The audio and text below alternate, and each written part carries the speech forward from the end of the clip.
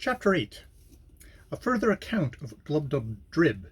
ancient and modern history corrected. Having a desire to see those ancients who were most renowned for wit and learning, I set apart one day on purpose. I proposed that Homer and Aristotle might appear at the head of all their commentators. But these were so numerous that some hundreds were forced to attend in the court and outwards rooms of the palace. I knew and could distinguish those two heroes at first sight, not only from the crowd, but from each other. Homer was taller and comelier of the two, walked very erect for one of his age, and his eyes were the most quick and piercing I had ever beheld. Aristotle stooped much, and made use of a staff. His visage was meagre, his hank lank and thin, and his voice hollow. I soon discovered that both of them were perfect strangers to the rest of the company, and had never seen or heard of them before. And I had a whisper from a ghost who shall be nameless, that these commentators always kept in the most distant quarters from their principals in the lower world, through a consciousness of shame and guilt, because they had so horribly misrepresented the meaning of those authors to posterity. I introduced Didymus and Eustathius to Homer, and prevailed on him to treat them better than perhaps they deserved, for he soon found they wanted a genius to enter into the spirit of a poet. But Aristotle was out of all patience with the account I gave of him of Scotus and Remus, and as I presented them to him, he asked them whether the rest of the tribe were as great as dunces as themselves. I desired the governor to call up Descartes and Gassendi, with whom I prevailed to explain their systems to Aristotle.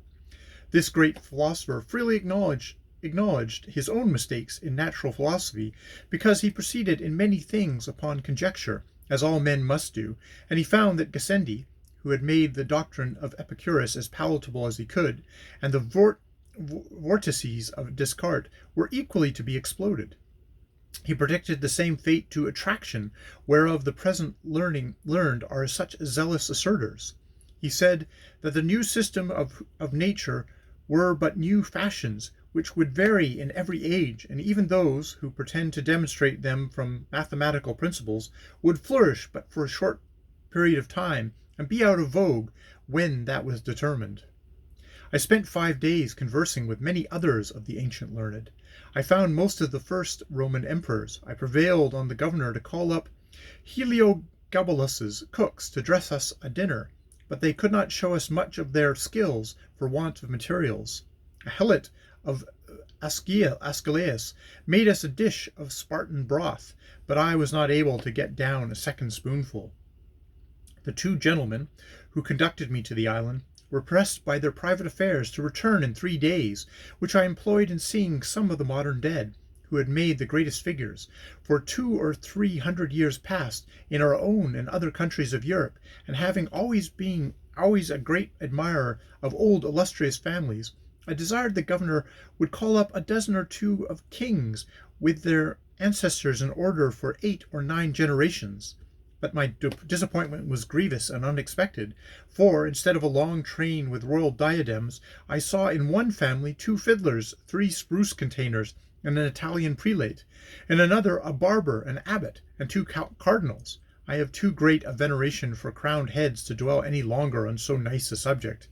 But as to counts, marquises, dukes, earls, and the like, I was not so scrupulous, and I confess it was not without some pleasure that I found myself able to trace the particular features by which certain families are distinguished up to their originals. I could plainly discover whence one family deserved a long chin, why a second had abounded with knaves for 2 generations, and fools for 2 more, why a third happened to be crack-brained, and a fourth to be sharpers. Whence it came, what Polydore Virgil says of a certain great house, nec vir fortis, nec femis casta, how cruel falsehoods and cowardice grew to be characteristics by which certain families are distinguished as much by their coats of arms, who first brought the pox into a noble house, which has lineally descended scrofulous tumulars to their posterity. Neither could I wonder at all this, when I saw such an interruption of lineages by pages, lackeys, varlets, coachmen, gamesters, fiddlers, players, captains, and pickpockets. I was chiefly disgusted with modern history, for having strictly examined all the persons of the greatest name in the courts of princes for 100 years past, I found how the world had been misled by prostitute writers to ascribe the great exploits in war to cowards, the wisest counsel to fools, sincerity to flatterers, Roman virtue to betrayers of their country,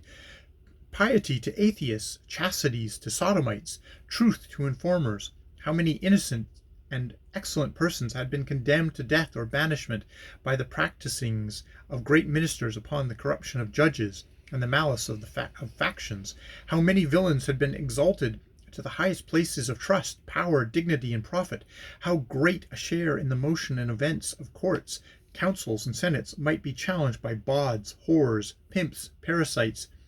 and buffoons. How low an opinion I had of human wisdom and integrity, when I was truly informed of the springs and motives of great enterprises and revolutions in the world, and of the contemptible accidents to which they owed their success. Here I discovered the roguery and ignorance of those who pretend to write anecdotes or secret history, who send so many kings to their graves with a cup of poison, will repeat the discourse between a prince and a chief minister where no witness was by, unlock the thoughts and cabinets of ambassadors and secretaries of state, and have the perpetual misfortune to be mistaken. Here I discovered the true causes of many great events that have surprised the world, how a whore can govern the backstairs a council, and the council a senate. A general confessed in my presence that he got victory purely by the force of cowardice and ill conduct, and an admiral that for want of proper intelligence he beat the enemy to whom he intended to betray the fleet. 3 kings protested to me that in their whole reign they never did once prefer any person of merit, unless by mistake or treachery of some minister in whom they confided. Neither would they do it if they were to live again. And they were showed with great strength of reason that the royal throne could not be supported without corruption, because the positive, confident, restive temper which virtue infused into a man was a perpetual clog to public business. I had the curiosity to inquire in a particular manner by what methods great numbers had procured to themselves high titles of honor and prodigious estates, and I confined my inquiry to a very modern period, however without grating upon present times, because I would be sure to give no offence even to foreigners, for I hope the reader need not be told that I did not in the least intend my own country in what I say upon this occasion. A great number of persons concerned were called up, and upon a very slight examination discovered such a sense of infamy that I cannot reflect upon it without some seriousness. Perjury, oppression, subordination, fraud, pandarism, and the like infirmities were among the most excusable arts they had to mention. For these I gave, as it were reasonable, great allowance. But when some confessed they owed their greatness and wealth to sodomy or incest, others to prostituting their own wives and daughters, others to the betraying of their country or their prince, some to poisoning, more to the perverting of justice, in order to destroy the innocent, I hope I may be pardoned if these discoveries inclined me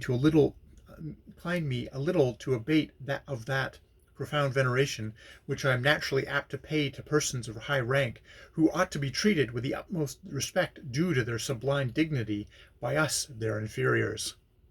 I had often read of some great services done to princes and states, and desired to see the persons by whom these services were performed. Upon inquiry I was told that their names were to be found on no record, except a few of them whom history has represented as the vilest of rogues and traitors. As to the rest, I had never once heard of them. They all appeared with dejected looks, and in the meanest habit, most of them telling me they died in poverty and disgrace, and the rest of them on the scaffold or the gibbet.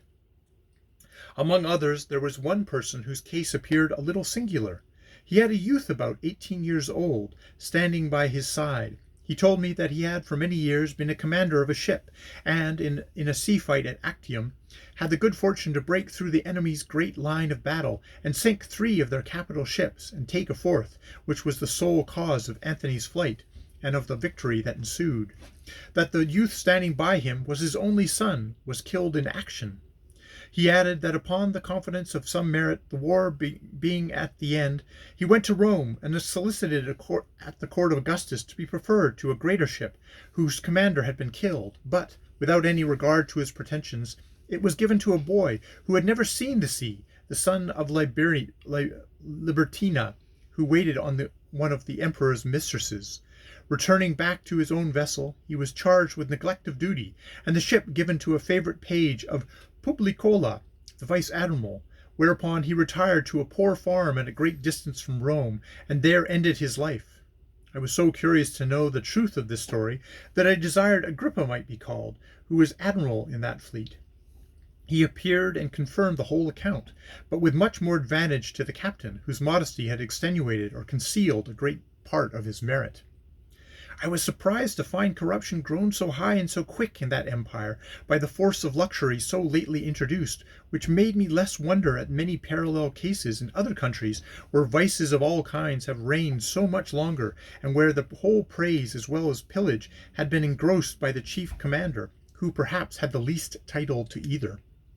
As every person called up made exactly the same appearance as he had done in the world, it gave me melancholy reflection to observe how much the race of humankind was degenerated among us within these 100 years past, how the pox under its consequence and denominations had altered every lineament of English countenance, shortened the size of bodies, unbraced the nerves, relaxed the sinews and muscles, introduced a sallow complexion, and rendered the flesh loose and rancid. I descended so low as to desire some English yeomen of the old stamp might be summoned to appear, once so famous for the simplicity of their manners, diet, and dress, for justice in their dealings, for their true spirit of liberty, for their valor and love of their country. Neither could I be wholly unmoved after comparing the living with the dead, when I considered how all these pure native virtues were prostituted for a piece of money by their grandchildren, who, in selling their votes and managing at elections, have acquired every vice and corruption that can possibly be learned in a court.